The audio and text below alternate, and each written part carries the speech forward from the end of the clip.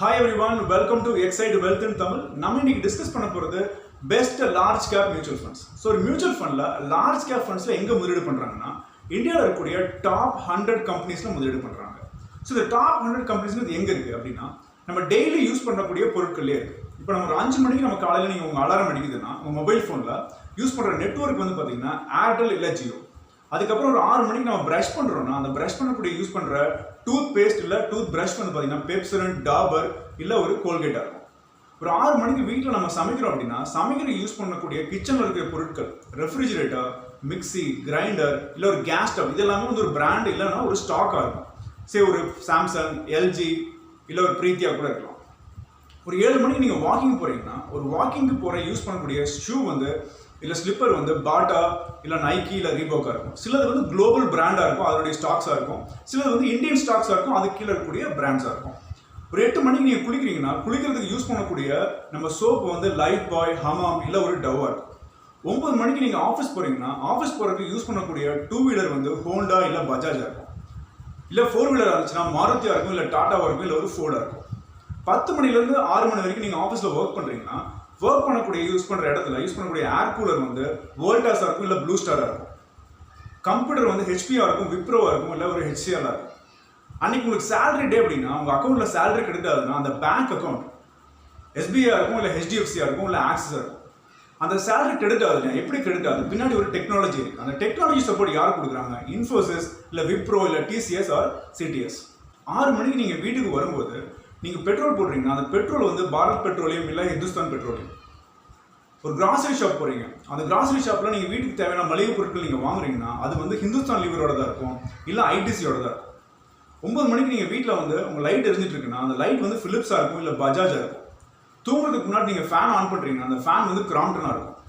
Night நம்ம நிம்மதியா தூங்குறதுக்கு யூஸ் பண்ணக்கூடிய மஸ்குலர் ரெப்பலண்ட் வந்துட்டு ஆல் அவுட்டா இருக்கும் இல்ல ஒரு குட் நைட்டா இருக்கும். ஸோ ஒரு சராசரி மனுஷனுடைய டே டு டே ஆக்டிவிட்டிஸ்ல நம்ம இவ்வளவு பிராண்டை வந்து யூஸ் பண்றோம், அதாவது கன்சியூம் பண்றோம். அப்போ நம்ம கன்சியூம் பண்ணும்போது அந்த கம்பெனிகள்லாம் வந்து பயனடைகிறாங்க. ஸோ இதை வந்து நம்மளால ஸ்டாப்பே பண்ண முடியாது. நம்ம ஸ்டாப் பண்ணுற அவசியமே கிடையாது. நம்ம எப்படி யோசிக்கணும்னா எப்படி நம்ம இதில் பயனடையலாம் அப்படின்னு நம்ம யோசிக்கணும். இதை பயனடையணும் அப்படின்னா ஒன்று நம்ம டைரக்டா அந்த ஸ்டாக்ஸை வாங்கணும், இல்லை மியூச்சுவல் ஃபண்ட் மூலமா இன்டைரக்டா நம்ம இன்வெஸ்ட் பண்ணலாம். ஸோ அப்படியே டாப் 100 கம்பெனிஸ்ல தான் வந்து மெஜாரிட்டி ஆஃப் நம்ம யூஸ் பண்ணக்கூடிய பொருட்கள் வந்து இருக்கு. அந்த லார்ஜ் கேப் ஃபண்ட்ஸ் எவ்வளோ ரிட்டர்ன்ஸ் கொடுத்துருக்கு, ஒரு 5 இயர்ஸ், 10 இயர்ஸ், 15 இயர்ஸ்ல எவ்வளோ ரிட்டர்ன்ஸ் கொடுத்துருக்குன்றது நம்ம இப்போ பார்க்கலாம். ஸோ ஸ்டாக் மார்க்கெட்னால எல்லாருமே ஃபாலோ பண்றது BSc Sensex, top 30 companies in India. So Sensex இல்லைனா நிஃப்டி 50 நம்ம ஃபாலோ பண்றோம். ஸோ இதில் இருக்கக்கூடிய டாப் 30 கம்பெனிஸ்ல என்ன அப்படின்னா ஃபர்ஸ்ட் வந்து ஏஷியன் பெயிண்ட்ஸ், நெக்ஸ்ட் வந்து ஆக்சிஸ் பேங்க், நெக்ஸ்ட் வந்து பஜாஜ் ஆட்டோ, நெக்ஸ்ட் வந்து பஜாஜ் ஃபின்சர்வ்.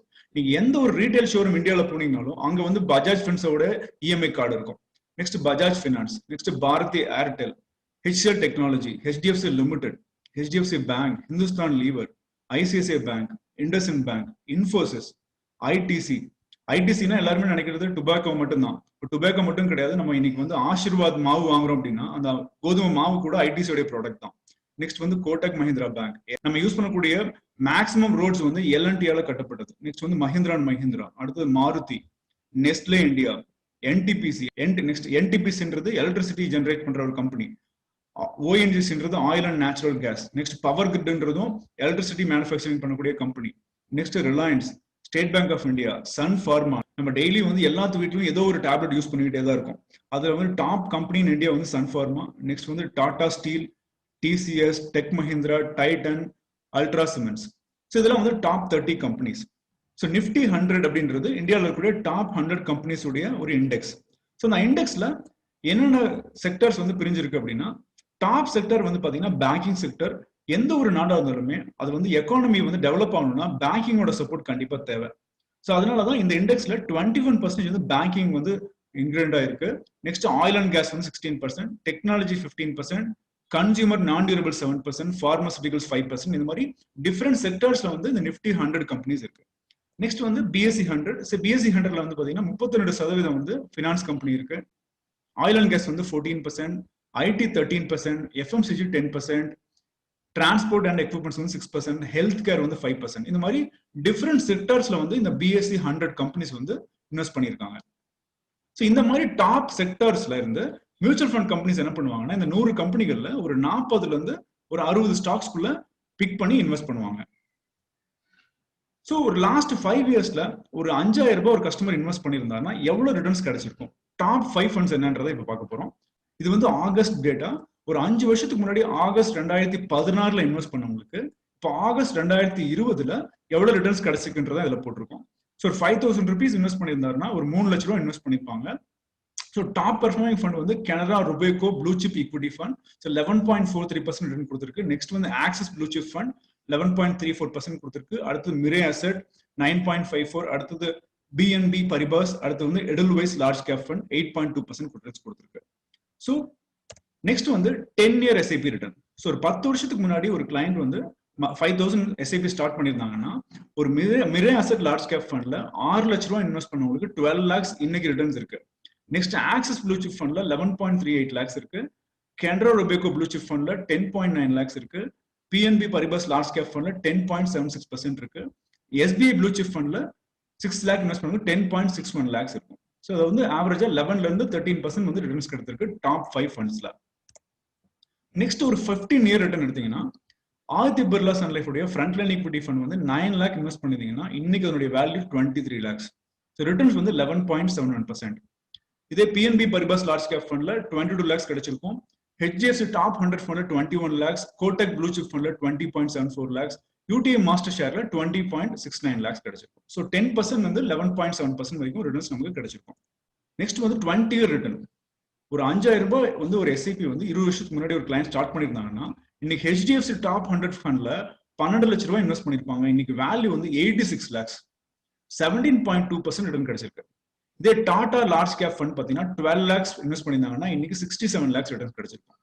நெக்ஸ்ட் வந்து Franklin India blue chip fund 12 lakh invest பண்ணிருந்தாங்கன்னா 66 lakhs கிடைச்சிருக்கும். எல்ஐசி லார்ஜ் கேப் ஃபண்ட்ல 12 lakh இன்வெஸ்ட் பண்ணவங்களுக்கு 45 lakhs, ஜேஎம் லார்ஜ் கேப் ஃபண்ட்ல 12 lakhs இன்வெஸ்ட் பண்ணவங்களுக்கு 38 lakhs கிடைச்சிருக்கும். ஸோ 20 years வந்து பாத்தீங்கன்னா நிறைய வந்து mutual fund companies large cap ஸ்பேஸ்ல கிடையாது. ஸோ கம்மியான ஃபண்ட்ஸ் இருக்கிறதுனால தான் இந்த மாதிரி ஆவரேஜ் இருக்கு. நெக்ஸ்ட் வந்து ஒன் டைம் ஒருத்தர் இன்வெஸ்ட் பண்ணியிருந்தாங்கன்னா ஒரு 5 years முன்னாடி ஒரு 1 lakh இன்வெஸ்ட் பண்ணியிருந்தாங்கன்னா இன்னைக்கு அவங்களுடைய வேல்யூ எவ்வளவுன்னா 1.66 lakhs கிடைச்சிருக்கும். இன்னும் ஆக்சிஸ் ப்ளூ சிப் ஃபண்ட். இதுவே மிரே அசெட் லார்ஜ் கேப் ஃபண்ட்ல 1.64 lakhs இருக்கும். கனரா ருபேகோ ப்ளூ சிப் ஃபண்ட்ல 1,63,000 இருக்கும். ஐசிஐசிஐ ப்ரூடென்ஷியல் ப்ளூ சிப் ஃபண்ட்ல 1.49 lakhs, ஐடிஎஃப்சி லார்ஜ் கேப் ஃபண்ட்ல 1.49 lakhs. இந்த அகைன் ரிப்பீட் பண்ற இந்த டேட்டா வந்து ஆகஸ்ட் 2020 உடைய ரிட்டர்ன். 10-year return. ஸோ 10 வருஷத்துக்கு முன்னாடி ஒருத்தர் ஒரு 1 lakh இன்வெஸ்ட் பண்ணியிருந்தாருன்னா இன்னைக்கு மிரே அசெட் லார்ஜ் கேப் ஃபண்ட்ல அதனுடைய ரிட்டர்ன்ஸ் வந்து 3.36 lakhs. BNP Paribas large cap ஃபண்ட்ல 2.97 lakhs, ஆக்சிஸ் ப்ளூ சிப் ஃபண்ட்ல 2.85 lakhs ரிட்டர்ன் கிடைச்சிருக்கும். கனரா ருபேகோல 1 lakh இன்வெஸ்ட் பண்ணவங்களுக்கு 2.81 lakhs, ஐசிசி ப்ரூடென்ஷியல் ப்ளூ சிப்ல இன்வெஸ்ட் பண்ணவங்களுக்கு 1 lakh இன்வெஸ்ட் பண்ணவங்களுக்கு 2.77 lakhs கிடைச்சிருக்கும். இதுவே 15-year ரிட்டர்ன். ஸோ ஒரு 15 years முன்னாடி ஒரு 1 lakh வந்து Aditya Birla frontline equity ஃபண்ட்ல இன்வெஸ்ட் பண்ணவங்களுக்கு 1 lakh இன்வெஸ்ட்மெண்ட் வந்து இன்னைக்கு 7.81 lakhs ரிட்டர்ன்ஸ் கிடைச்சிருக்கும். ஹெச்டிஎஃப்சி டாப் 100 ஃபண்ட் பாத்தீங்கன்னா 7.25 lakhs கிடைச்சிருக்கும். டிஎஸ்பி டாப் 100 ஃபண்ட் வந்து 6.47 lakhs கிடைச்சிருக்கும். கோடக் ப்ளூ சிப் ஃபண்ட்ல 6.13 lakhs கிடைச்சிருக்கும். பிஎன்பி பரிபாஸ் லார்ஜ் கேப் ஃபண்ட்ல 6 lakhs கிடைச்சிருக்கும். ஸோ 12% வந்து ஒரு 14% ரிட்டர்ன் கிடைச்சிருக்கும் 15 year முன்னாடி இன்வெஸ்ட் பண்ணவங்களுக்கு. இப்போ 20-year ரிட்டர்ன். ஸோ 20 years முன்னாடி ஒரு 1 lakh இன்வெஸ்ட் பண்ணியிருந்தாங்கன்னா ஹெச்டிஎஃப்சி டாப் 100 ஃபண்ட்ல 28 lakhs இன்னைக்கு வேல்யூ இருக்கும். Average return 18%. Franklin India blue chip ஃபண்ட்ல 19 lakhs இருக்கும். டாடா லார்ஜ் கேப் ஃபண்ட்ல 15.86 lakhs இருக்கும். டாரஸ் லார்ஜ் கேப் ஃபண்ட்ல 9.6 lakhs இருக்கும். எல்ஐசி எம்எஃப் லார்ஜ் கேப் ஃபண்ட்ல 6.87 lakhs இருக்கும். ஸோ ஒரு 10% வந்து 18% வரைக்கும் ஆவரேஜ் ரிட்டர்ன் கிடைச்சிருந்திருக்கு. ஏன் இந்த டிஃபரன்சியேஷன் ரொம்ப ஜாஸ்தி இருக்கு அப்படின்னா ஒரு 20 years நிறைய லார்ஜ் கேப் ஃபண்ட்ஸ் கிடையாது. பொதுவாக டைவர்சிஃபைட் ஈக்விட்டி ஃபண்ட் தான் இருந்தது. ஸ்பெசிஃபிக்கா லார்ஜ் கேப் ஃபண்ட்ஸ்ல லாஸ்ட் 20 வருஷமா வெரி ஃபியூ ஃபண்ட்ஸ் இருந்ததுனால தான் இந்த டிஃபரன்சியேஷன் இருக்கு. ஒரு டைவர்சிஃபைட் ஈக்விட்டி ஃபண்ட்ல இன்வெஸ்ட் பண்ணியிருந்தாங்கன்னா எவ்வளவு ரிட்டர்ன்ஸ் கிடைச்சிருக்குன்றது நம்ம நெக்ஸ்ட் வீடியோல பார்க்கலாம்.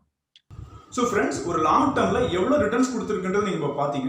இது வந்து எங்களுடைய ஃபண்டுடைய ரெக்கமெண்டேஷன்ஸ் கிடையாது. இது வந்து ஒரு ஜஸ்ட் ஒரு ஐடியா. ஒரு லாங் டர்ம்ல ஸ்டே ஆயிருந்தா எவ்வளோ ரிட்டர்ன்ஸ் ஒரு கிளைண்ட்ஸுக்கு கிடைச்சிருக்குன்றது ஒரு ஐடியா தானே தவிர இதுதான் வந்து பெஸ்ட் ஃபண்ட்ஸ்ன்ற அவசியம் கிடையாது. ஏன்னா நிறைய ட்ரெண்ட்ஸ் மாறிட்டே இருக்கு. ஸோ அதுக்கு தகுந்த மாதிரி ஃபண்டை நம்ம சூஸ் பண்ணணும். பிளஸ் உங்களுடைய கோல் என்ன, உங்களுக்கு எவ்வளவு நாள் கழிச்சு பணம் தேவை அப்படின்றத பொறுத்து தான் நீங்க வந்து ஃபண்டை சூஸ் பண்ணணும். அது உங்களுடைய ஃபினான்ஷியல் அட்வைசர் மூலமா கன்சல்ட் பண்ணி சரியான ஃபண்டை நீங்க சூஸ் பண்ணுங்க. ஸோ இந்த வீடியோ பிடிச்சிருந்தா ப்ளீஸ் லைக் பண்ணுங்க, ஃப்ரெண்ட்ஸுக்கு ஷேர் பண்ணுங்க. இந்த சேனல் சப்ஸ்கிரைப் பண்ணாதவங்க ப்ளீஸ் சப்ஸ்கிரைப் நவ். அந்த பெல் ஐக்கனையும் கிளிக் பண்ணீங்கன்னா நாங்கள் எப்போ வீடியோ அப்லோட் பண்ணாலும் உங்களுக்கு நோட்டிஃபிகேஷன்ஸ் வரும். எந்த வீடியோ நீங்கள் மிஸ் பண்ணாமல் பார்க்கலாம். தேங்க்யூ.